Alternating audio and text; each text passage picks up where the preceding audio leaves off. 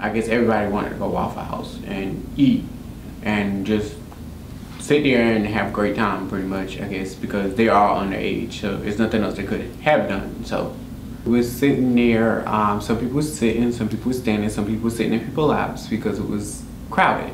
You know, everybody coming from prom. So we all understand this. We all understand it's going to be a wave. It's not going to be, okay, you about to be hit right away. So these people left from the table and we just proceed to go to the table to sit down.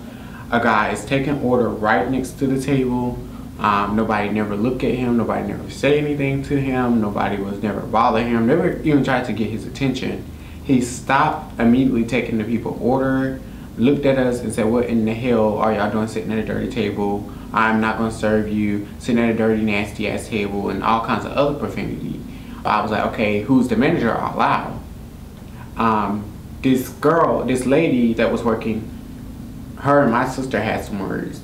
And she picked up syrup, and I told her, if you throw that syrup, it's not going to be nice at all. This is the guy that made the statement about the dirty table.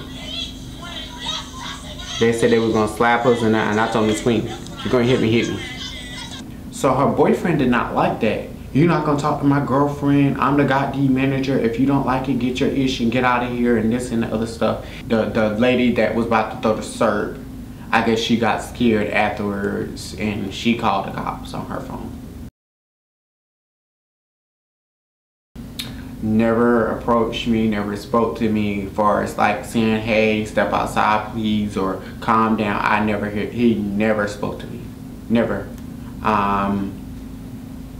Far as him coming and contact me when he got aggressive with me, people start recording it and that was at the door. You don't stand me on the fucking window.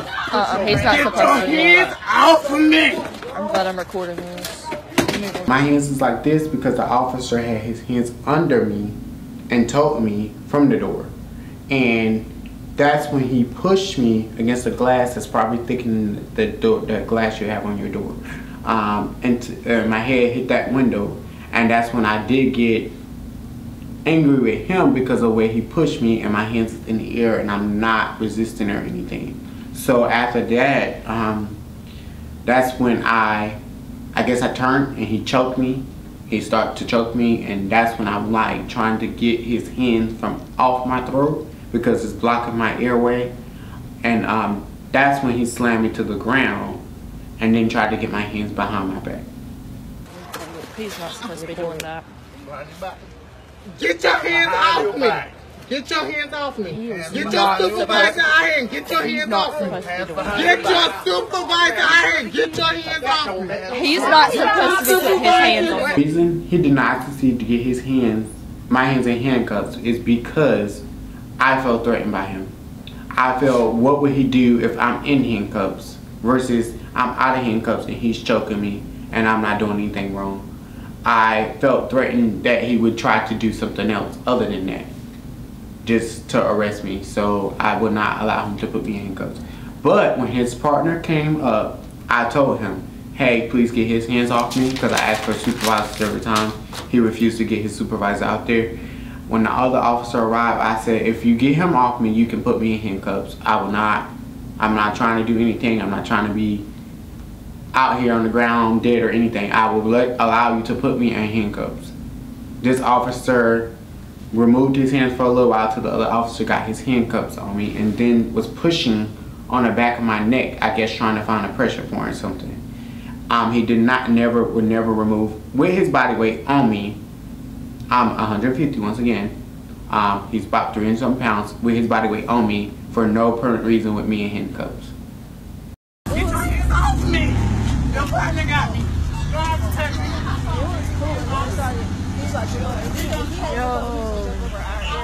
So as he was walking me to his police car, it was being recorded too, because they made me out of 5 cop cars ride in this car with this man, and I asked him, I said, I feel threatened by him. Why do I have to ride with him? He's the arresting officer. That's why you have to ride with him, along with a K9 that was in the car.